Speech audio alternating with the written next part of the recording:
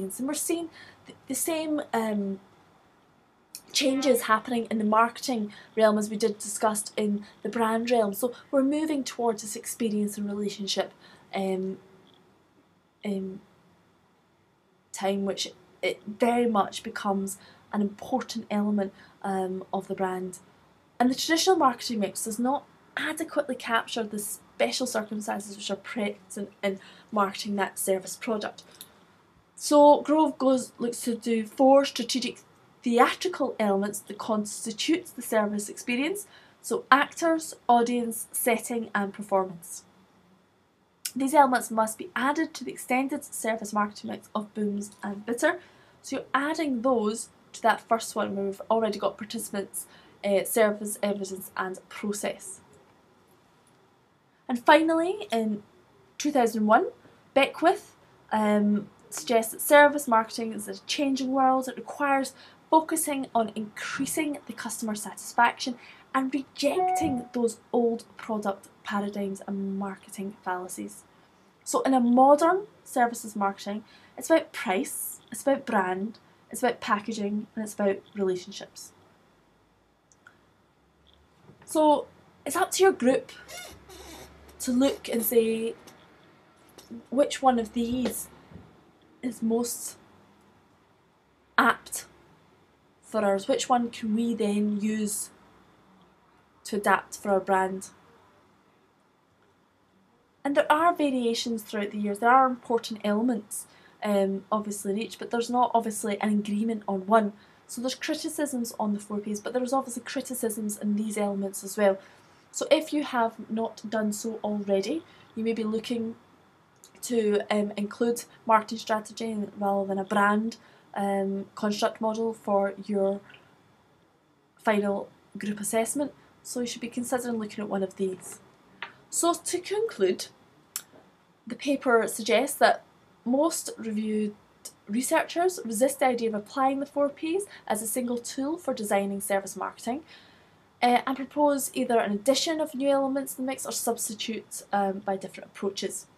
All the authors agree on the special character of the services versus tangibles and highlight the need for specific management attitudes when dealing with these issues.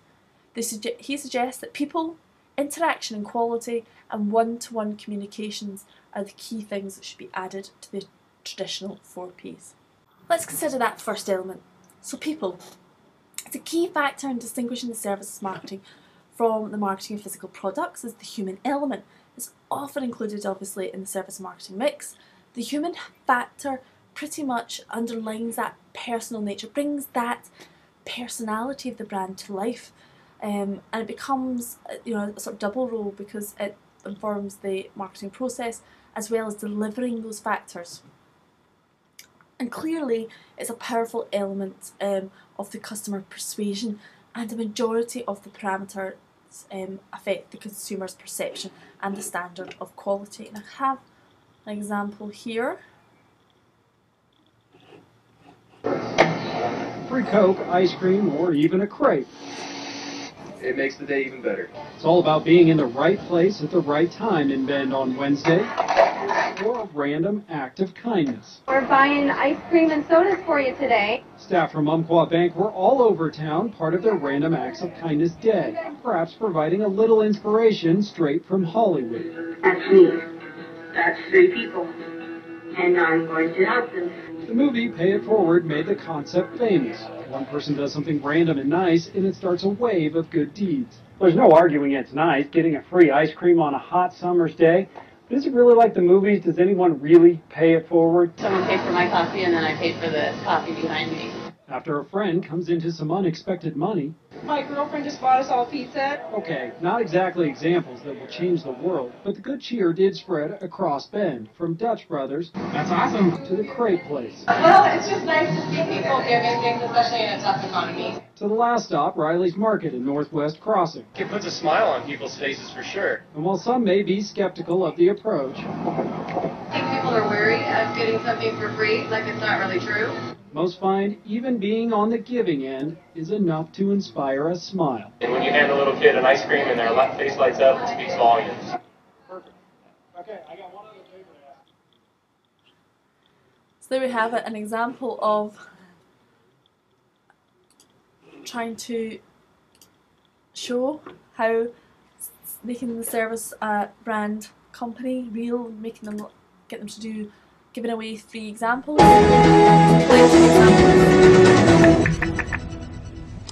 Now today was so-called National Give and Gain Day. It involved employees from a variety of companies, including ITV, giving up their time to help out with various projects in the community. Ed Saunt has been to one such project in Bristol. Hard at work in the scorching sun. Quite a departure for these bank workers in Bristol. They are just a few of thousands of volunteers taking part in give and gain projects across the southwest. There are more than 60 volunteers here at Stockwood Youth Centre today, cutting, painting, scrubbing and brushing to make it a nicer place for people to be. I'm sure they could do with one more volunteer though, so I'm here to give them a hand. So I want to show you This all well-drilled lot don't really need my help. Banks, unsurprisingly, trying to look more human, trying to show that their people are very much lovely and friendly and giving away free things or helping out in the community, because that obviously then again reflects on the brand. So the second aspect is about interaction and quality, and these are also identified as two kind of issues that are missing on the 4Ps framework. They sort of require special attention in service marketing. The further sort of personal character services is made up from this quality standardisation. It's a very difficult task, and I think this is a bit of an interesting example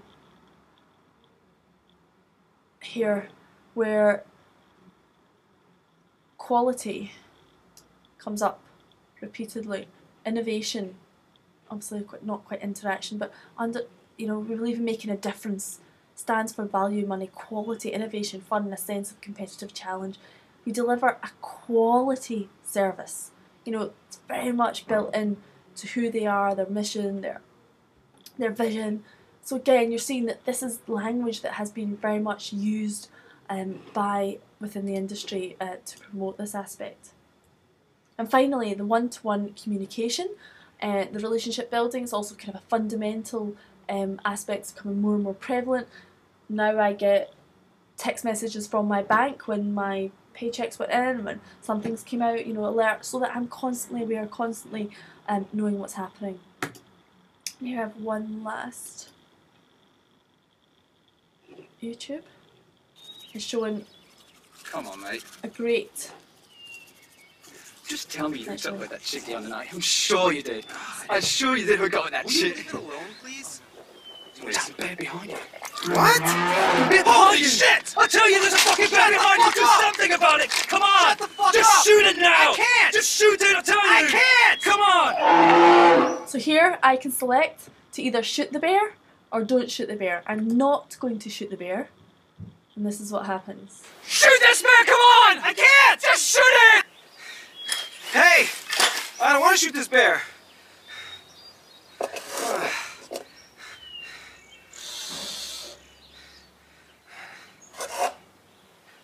Help me to rewrite this story. Type anything you want with your keyboard. Then enjoy. So if I go up here and type in hugs, oops, a bear. Let's see.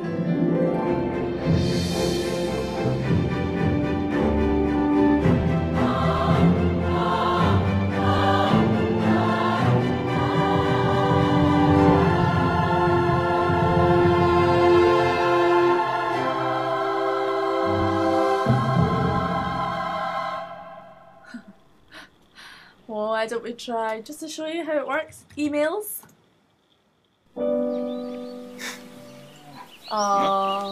Error, request not found. Phones.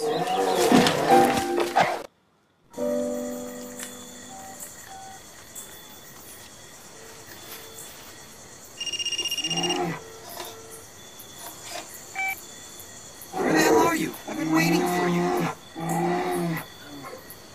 Oh, there you are. One last one. Dances with I don't know if these are going to work. I'm just trying them.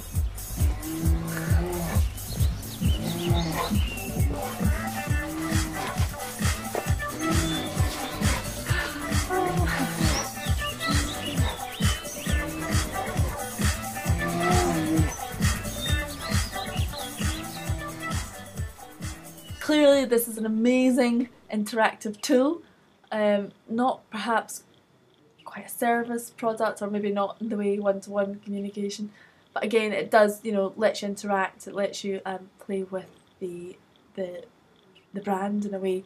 I hope you enjoyed that. Thank you very much for listening.